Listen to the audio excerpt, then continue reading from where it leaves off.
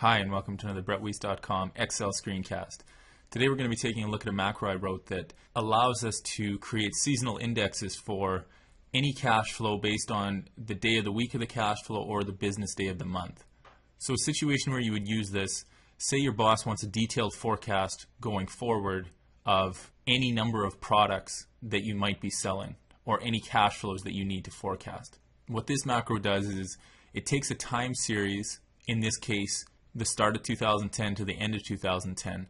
It takes each product's daily sales from that year, and in this example I'm just using sales data that I generated using the ran between function, and our dates are every day of the last fiscal year. And what I want to do is I want to create a seasonal index that will tell me in the past year when were product one's cash flow at the highest and lowest, on which day of the week and on which business day of the month, so I can create a detailed forecast going forward. If you're watching this video on YouTube and you'd like the code from this workbook to follow along, click on the link in the description box for this video. It'll take you to BrettWeiss.com where there'll be a link where you can download this macro and test it out for yourself. So first let's just run the macro and we'll get a clear picture of what it's actually doing, and then we're going to go through the code and run it again step by step to show you exactly what it's doing. So I have my series of products here in the product in row 4. I have my date, and then I have product 1, 2, 3, and 4, which I want to analyze. I'll run the macro. It's going to create a new worksheet for each product. It's going to tell me the day of the week seasonal index and the business day of the month seasonal index for each of these products. So first of all, I'm just going to run the macro. We'll see what it produces. As you can see, the macro has produced for each product.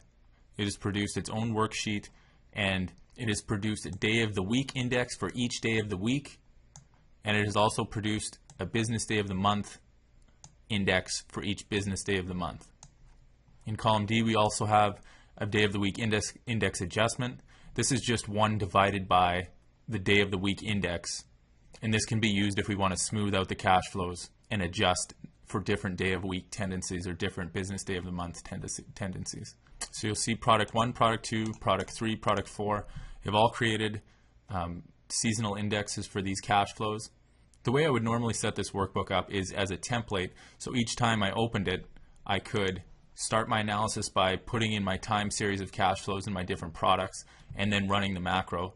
Because if I try to run the macro again, I'm going to get an error message because it's going to try to produce new worksheets with the same worksheet name. So I would create it as a template, then you can open it up each time you want to run the analysis and you won't get any error messages. So what I'm going to do for this purposes of this video, I'm going to delete these 4 product worksheets. Back to my Start Analysis tab. And now let's head over to our code window and we'll run this manually and see what it's actually doing behind the scenes. So if you hit Alt F11 to head over to the Visual Basic Editor, and what I have is a series of macros that helps us get this job done. This is the main macro that runs the analysis, is the multiple analysis macro. And it will call 3 different macros for each cash flow that we want to analyze. So first there's a data check macro that will check to make sure the data is consistent, that we can create a pivot table out of the data. The next is the actual creation of the business day of the month pivot, and the final macro is the day of the week analysis pivot. So we're going to take each product's cash flow, we're going to create a pivot table, we're going to insert a formula to derive the seasonal index, we're going to format the seasonal index, and then we're going to place it on its own worksheet. So let's go back up to the top and let's just start to run this multiple analysis macro. First of all, you'll notice that a message box pops up. When we're calculating the formula for business day of the month, we need to start with the first business day and then our formula will be correct. Otherwise, our data will be faulty. So we're going to click OK because we have started with the first business day of a month. So the first thing we need to do is to make sure all our data in our first column are indeed dates. So we run a loop to check to make sure all of our data are dates. I'm just going to skip over that loop. We'll run that loop because all of our data are dates. If there's a data point that isn't a date, we'll get a message box alerting us to that, and we'll exit the sub. We're also creating a worksheet beyond the product worksheets that we've created for a temporary analysis place. This is where we're going to create our pivot tables, and this worksheet is going to actually get deleted after our macro is run.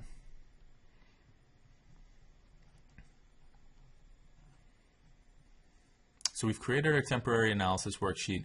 Now we're going to loop through each cash flow column, create the pivot tables, and then once each column has been looped through, we'll exit the sub and we'll have our analysis. So this is the first macro that we're going to call from our original macro. It's called the data check macro.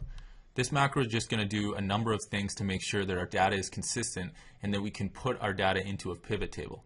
If our data is not consistent, or if there's data points that don't have numbers in them or have text in them, the macro is not going to allow us to create the pivot table. It's going to exit this part of the loop, and this cash flow will not be analyzed. So we're just going to run that.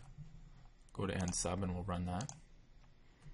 You can see this public variable that I've created called failed.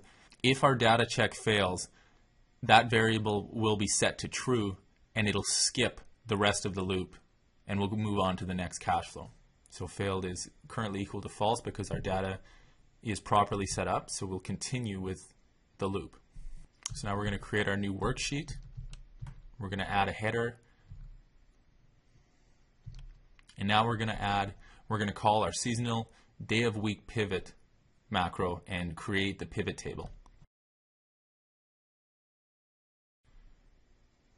So I'm just going to run this till the end of the first pivot table being created, and you can see how that looks.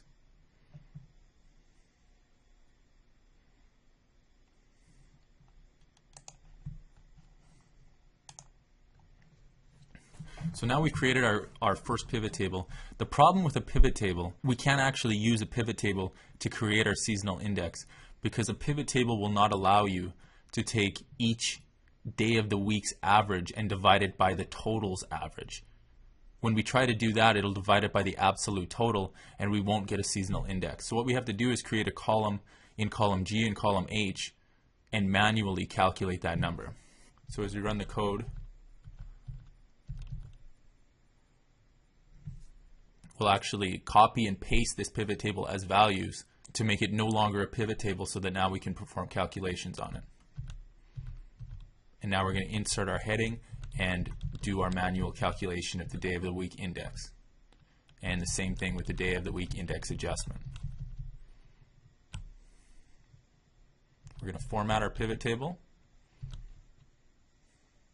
We're going to replace the grand total with an average total, because that's what it is. We're going to delete the day of the week row, and we're going to end our sub. Now we're going to take this range that we've created and add it to the product one worksheet. Next, we're going to do the same thing with the business day of the month pivot. So I'm just going to run that pivot.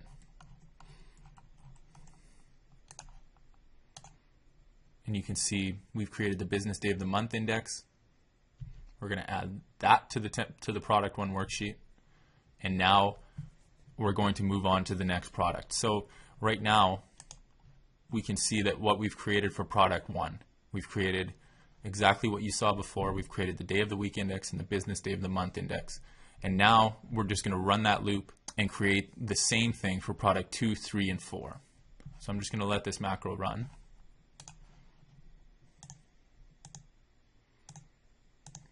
You can see it's doing the same thing for each cash flow.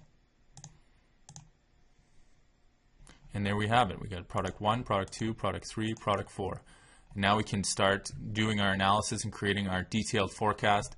This can also help you spot irregularities in the data, and it can help you create a detailed forecast. So I encourage you to download the workbook, play around with the macro, use it to analyze data, and hopefully this allows you to create a better, more detailed forecast in a much shorter period of time. I want to thank you for watching this screencast on BrettWeeks.com. Have a great day.